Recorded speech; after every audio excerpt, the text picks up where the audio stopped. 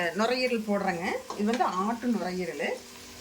இதில் இருக்க தண்ணியிலேயே இது வந்து தண்ணி விட்டுருக்குது பாருங்க, அப்படியே கொஞ்சம் கொஞ்சம் தண்ணி வெளில வருது, அப்படி நல்லா சுருங்கும். வெல்கம் டு கௌரிஸ்கோம். இன்னைக்கு இந்த வீடியோவில் நம்ம என்ன பார்க்க போகிறோம் அப்படின்னு பார்த்தீங்கன்னா, நுரையீரல் குழம்பு வைக்கிறது எப்படிங்கிறத பற்றி தாங்க பார்க்க போகிறோம். அதுக்கு வந்து வீட்டையே எப்படி மசால் ரெடி பண்ணுறது அப்படிங்கிறது தாங்க. பாருங்கள், நுரையீரல் குழம்புக்கு ஒரு 7 வரமிளகாய் எடுத்து வச்சுருக்கிறேன், கொஞ்சம் சீரகம் வறுத்து வச்சுருக்கிறேன், அப்புறம் மிளகு வந்து வறுத்து வச்சுருக்கிறேன், எண்ணெய் ஊற்றாமல் வெறும் வடக்கல்ல வறுக்கிறது, சோம்பு இந்த அளவுக்கு வறுத்து வச்சுருக்கிறேன், வர கொத்தமல்லி வறுத்து வச்சுருக்கிறேன். இதுக்கு தேவையான இஞ்சி பூண்டு பேஸ்ட்டுக்கு பூண்டு ஒரு இதுவும் இஞ்சி வந்து இந்த அளவுக்கு எடுத்து வச்சுருக்கிறேன்.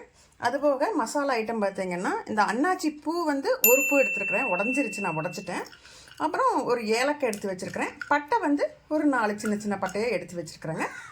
அதுக்கப்புறம் என்ன மசால் பண்ணலாம், எப்படி பண்ணலாம் அப்படிங்கிறத நான் உங்களுக்கு பார்க்கலாம் வாங்க.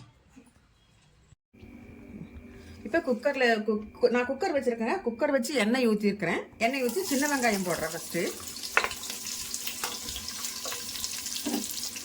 நல்லா வதக்கலாம். நீங்கள் சின்ன வெங்காயம் பெரிய வெங்காயம் எது வேணாலும் போனால், ஆனால் சின்ன வெங்காயம் போட்டால் தான் நல்ல டேஸ்ட்டு கிடைக்கும். இல்லை நீங்கள் ரெண்டுலேயுமே கலந்தும் கூட போட்டுக்கலாம். நல்லா இவ்வளோ வெங்காயம் போட்டிருக்கிறேங்க வதக்கறதுக்கு. தக்காளி வந்து நான் 2 கட் பண்ணி வச்சுருக்கேங்க. உங்களுக்கு கொஞ்சம் தக்காளி அதிகமாக வேணும் அப்படின்னா நீங்கள் அதிகமாக போட்டுக்கலாம், இன்னும் கூட எக்ஸ்ட்ரா போட்டுக்கலாம். நான் 2 தான் போட்டுக்கிறேன். போட்டு இதையும் நல்லா வதக்கணும்.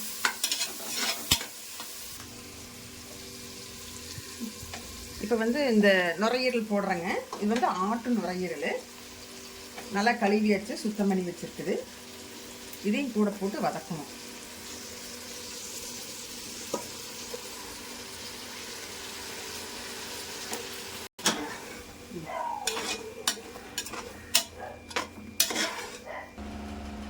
இப்போ பாருங்க, இது நல்லா வதக்கி விட்டு இதில் இருக்க தண்ணியிலேயே இது வந்து தண்ணி விட்டுருக்குது பாருங்க, அப்படியே கொஞ்சம் கொஞ்சம் தண்ணி வெளில வருது, அப்படி நல்லா சுருங்கும். இப்போ வந்து இதில் இஞ்சி பூண்டு பேஸ்ட் கொஞ்சம் போடுவோம். இதில் வந்து இஞ்சி பூண்டு அப்புறம் வந்து அந்த பட்டை கிராம்பு ஏலக்காய் இதெல்லாமே அரைச்சி ஒன்றா வச்சுருக்குறாங்க. இதை ஊற்றுறேன்.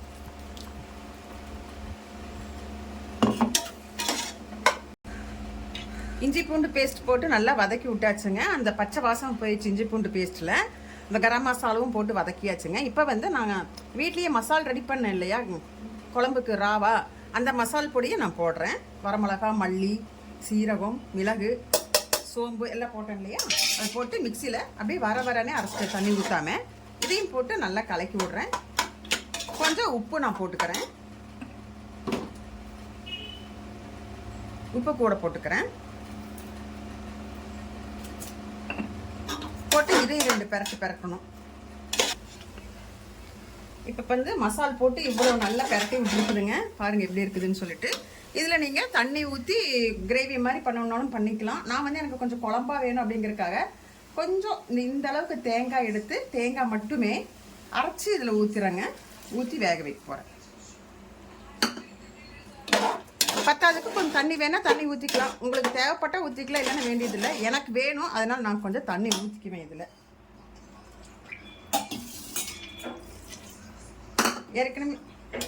ஏற்கனவே உப்பு போட்டுருக்கிறேன், அதனால இப்படியே மூடி வச்சு குக்கரை மூடி வச்சு வேந்து ஒரு 7 விசில் விடணும். ஏன்னா இது வேகிற கொஞ்சம் நேரம் ஆகும். ஒரு 7 விசில் விட்டதுக்கு அப்புறமா எடுத்துட்டு பார்க்கலாம்.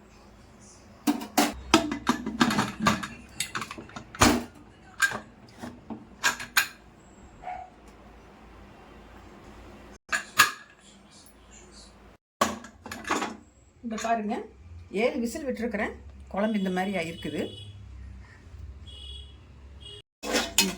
பாருங்க. நான் குழம்பு வேணும்னு தான் வச்சேன், ஆனால் எனக்கு கிரேவி மாதிரியே ஆயிடுச்சு. இன்னும் இதில் தண்ணி ஊற்ற எனக்கு விருப்பம் இல்லை. ஏன்னா ஊற்றினோம்னா ஒரு மாதிரி சலசலன்னு ஆயிரும். நான் இதையவே இப்படியே தாளிச்சுட போகிறேன். இதில் உப்பு காரம் எல்லாமே பார்த்துக்கோங்க. இப்போ நம்ம அடுத்து தாளிக்கலாம்.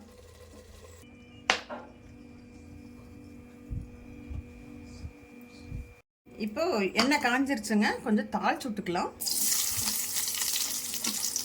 சின்ன வெங்காயம், கருவேப்பிலை போட்டிருக்கிறேன். நீங்கள் வந்து தாளிக்கும் போது பட்டை, பிரிஞ்சி எல்லாம் போட்டு தாளிச்சோன்னா தாளிச்சிக்கலாம், அது வந்து உங்களுடைய பிரியம். நான் அதெல்லாம் போடல, எங்கள் வீட்டில் பசங்க பிள்ளைங்களுக்கு அது பிடிக்காது, அதனால் நான் போட மாட்டேன். கொத்தமல்லி இதிலே கொஞ்சம் கடைசியாக போட்டுக்கிறேன்.